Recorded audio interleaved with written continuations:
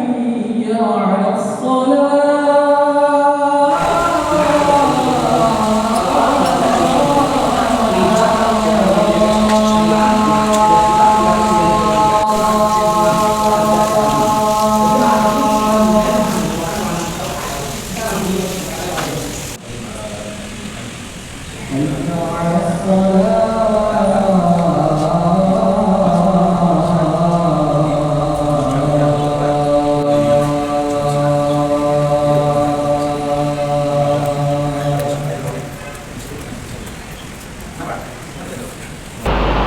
Alhamdulillahilladzi arsala rasulahu bil huda wa dinil haqq liyudhhirahu 'ala ad-dini kullihi wa kafaa billahi shahida. Ashhadu an la ilaha illallah wahdahu la syarika lah wa ashhadu anna Muhammadan 'abduhu wa rasuluh. Allahumma salli wa sallim ala hadzal nabiyil amin sayyidina wa maulana Muhammad wa ala alihi wa ashabihi wat tabi'in wa man tabi'ahum bi ihsanin ila yaumiddin. Amma ba'd, fa ya ayyuhal ikhwan usikum wa nafsi bi taqwallah faqad fazal muttaqun wa ahussukum ala ta'atihi la'allakum turhamun. Qala Allah ta'ala fil Qur'anil Karim, aqimis sholata lidulukish syamsi ila ghasaqil laili wa qur'anal fajr inna qur'anal fajri kana mashhuda. Shadaqallahul azim. Bapak-bapak, saudara-saudara, para jamaah yang kami muliakan, dalam bimbingan ajaran Islam kita diperkenalkan dengan dekat sekali kepada kalender Qamariyah yang disebut dengan Hijriah. Mengapa? Karena kalender Qamariyah ini orang-orang awam bisa memahami dan mengikuti dengan melihat peredaran bulan. Dari bulan sabit yang kecil sekali, bagaikan tandan yang tua, tanggal 2-nya semakin besar. Di situ nggak bisa didustakan. Ini orang mengatakan, oh ini tanggal 2, padahal bulannya bulat. Oh nggak bu kita. Tapi kalau kalender Syamsiah matahari nggak ketara tanggal berapa kalau kita nggak lihat kalender. Nah, jadi inilah yang menjangkau orang-orang awam, dan kemudian peredaran bulan tadi merupakan contoh dari perjalanan panjang kehidupan kita, kehidupan umat manusia. Hilal atau tanggal awal itu dulunya nggak ada, kemudian muncul, dan ini selalu menjadi perhatian bagi umat Islam pada setiap awal Ramadan, pada akhir bulan Sya'ban, pada awal bulan Syawal, pada Zulhijjah dan Muharram. Itu diperhatikan terus. Kenapa? Itulah ibadah umat Islam berkaitan dengan itu. Maka sebagai contoh dari kehidupan manusia, kita semua dan seluruh umat manusia awal mula nggak ada. Lalu Allah menciptakan roh semua umat manusia, dari manusia yang paling awal sampai manusia yang paling akhir. Ini disebut dengan alam arwah. Sebelum terciptanya universe, alam semesta. Nah, para jamaah sekalian, masuknya roh itu dalam jasad kita ketika kita ada dari embrio ibu kita dalam usia 120 hari. Istilah masuk roh. Roh ini punya tiga potensi. Akal, pikiran, kalbu. Ini yang membedakan kita dengan makhluk lain. Nah, para jamaah sekalian, setelah kita ada dalam rahim ibu semakin besar perkembangannya. Di umur 120 hari roh kita masuk, lalu 9 bulan dalam kandungan kita lahir. Mulai kita ada dalam wujud dunia ini. Seperti bulan sabit tadi muncul. Nah, selanjutnya seperti bulan tadi para jamaah sekalian, kita berkembang dari masa bayi ke masa balita. Terus semakin besar seperti bulan tadi. Setelah balita kita masuki masa remaja. Setelah remaja kita masuki masa dewasa, yang disebut usia purnama. Maka Quran menyebutkan para jamaah sekalian, wa wassaynal insana biwalidayhi ihsan. Dan kami telah wasiatkan kepada manusia agar ia berbakti kepada kedua orang tuanya.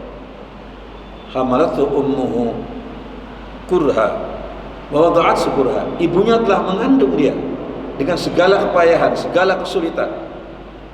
9 bulan ibu mengandung kita. Wa hamluhu wa fisaluhu 30 syahr. Ibu kita mengandung kita dan menyusui kita semuanya kira-kira 30 bulan.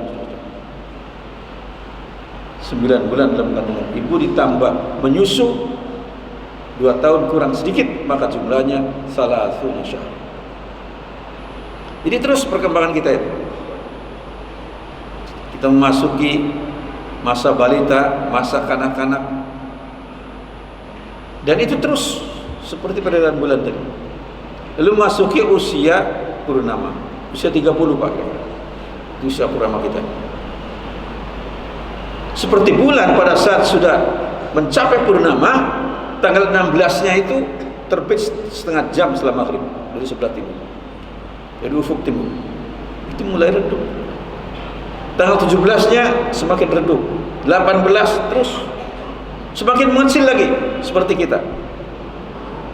Lewat usia purnama kita mulai rambut kita mulai beruban,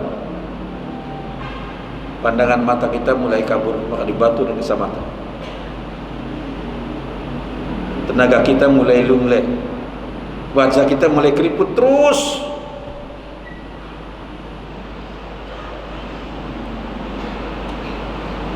Falamma balagha ashuddahu wa balagha 40 sana. Setelah mencapai usia purnama, kita memasuki usia 40 sana.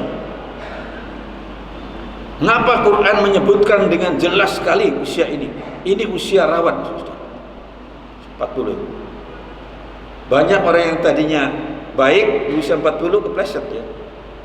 Jadi enggak baik. Ada yang tadinya enggak baik, usia 40 dia bertobat, semakin baik. Ada yang tadinya orang itu tidak pernah aneh-aneh, di usia 40 mulai aneh-aneh.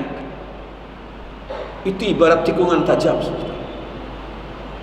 Maka diperingatkan oleh Al-Quran usia.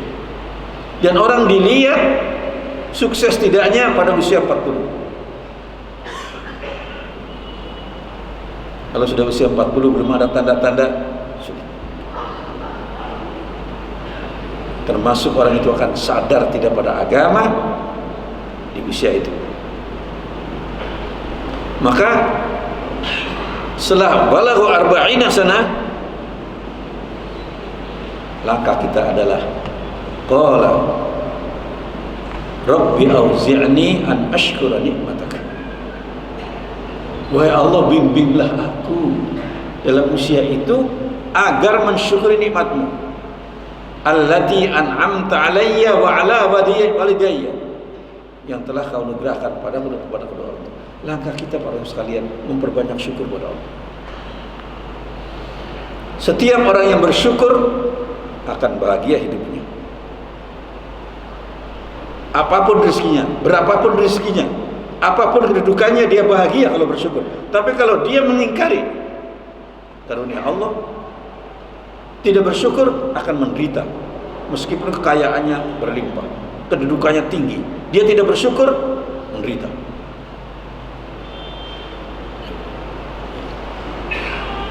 Maka diarahkan di sini supaya kita terus untuk mensyukuri nikmat Allah.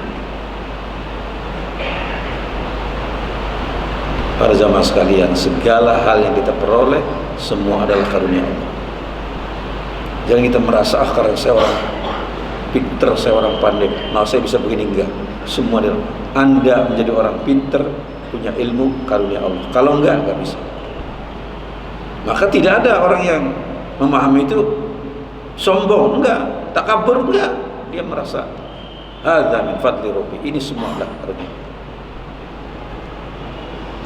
Para jamaah sekalian, kemudian kalimat berikutnya, wa an a'mala shalihan tarda. Hendaklah kita memperbanyak amal soleh. Kita mohon bimbingan dari Allah, ya Allah bimbinglah kami agar banyak melakukan aktivitas amal kesibukan yang soleh, yang baik, yang bermanfaat bagi sesama, mendatangkan kemaslahatan bagi umum. Langkah yang kedua setelah kita bersyukur. Para jamaah sekalian, langkah yang ketiga ditegaskan di ayat itu, waslih li fi dzurriyyati.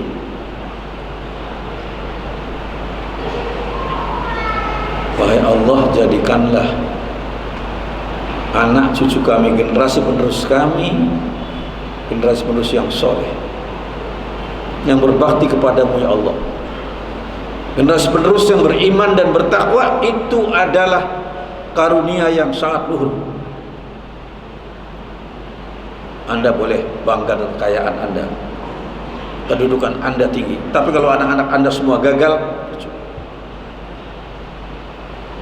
jadi itu penting sekali kita memiliki generasi penerus yang baik, yang soleh. Itu menjadi kebanggaan orang tua dan rasa syukur yang tinggi dari orang tua, sehingga anak-anak kita dapat dididik sesuai dengan bimbingan ajaran agama Islam. Yang terakhir, para jamaah sekalian, inni tubtu ilaika.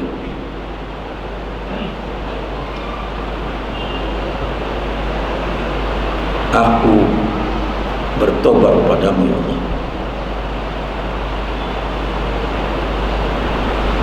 Betapa banyak ya dosa-dosa kita lakukan dalam kehidupan sehari-hari. Kadang-kadang kita nggak merasakan, banyak sekali kita menyakiti orang lain, menghina orang lain, menganggap remeh orang lain, merasa diri paling tinggi. Semua dosa. Nah, kita harus banyak bertobat. Dan tobat setiap umat manusia diterima oleh Allah selama nafasnya belum sampai tenggorokan, malam yuhurkan. Seperti dikatakan, lau amiltumul khataya, sekiranya kalian berbuat kesalahan-kesalahan dan dosa, hatta balaghatis sama, sehingga dosa-dosanya itu memenuhi pitala langit, tsumma nadimtum, kemudian kamu menyesal dan bertobat, taballahu alaikum, Allah akan menerima tobat. Ini kesempatan kita semua. Masih banyak kesempatan untuk bertobat, mendekatkan diri kepada Allah. Maka Allah tegaskan dalam hadis qudsi, ana 'inda dhanni 'abdi bi. Aku berada dalam persangkaan hambaku terhadap. Wa idza dzakarani dzakartu. Kalau seorang hambaku zikir mengingat aku akan mengingat dia.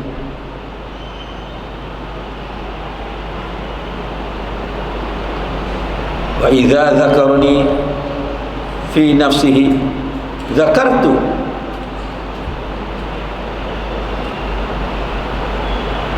Fi nafsi. Sekiranya hamba-hambaku mengingat aku dalam hatinya, aku akan mengingatnya dalam diri. Wa idza dzakarani fil mala'il a'la, apabila hambaku mengingat aku dalam jumlah orang yang banyak, zakartuhu, aku akan mengingatnya di suatu kumpulan yang lebih besar.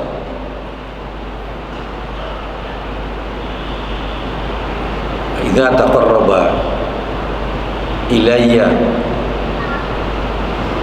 shibran, jika seorang hambaku datang padaku dengan langkahnya sejengkal demi sejengkal, ini sejengkal demi sejengkal langkah, kata Tuhan, taqarrabtu ilaihi zira'an, aku akan mendekat padanya dengan langkah lebih panjang, sejengkal, sehasta-sehasta. Wa idza atani zira'an, sekiranya hambaku datang padaku dengan sehasta demi sehasta, ataituhu ba'an, aku akan datang padanya dengan satu depah lagi. Wa idza atani yamshi, apabila dia datang padaku berjalan kaki, ataituhu harwlatan, aku akan mendekat padanya dengan berlari. Itu firman Allah, hadis sahih.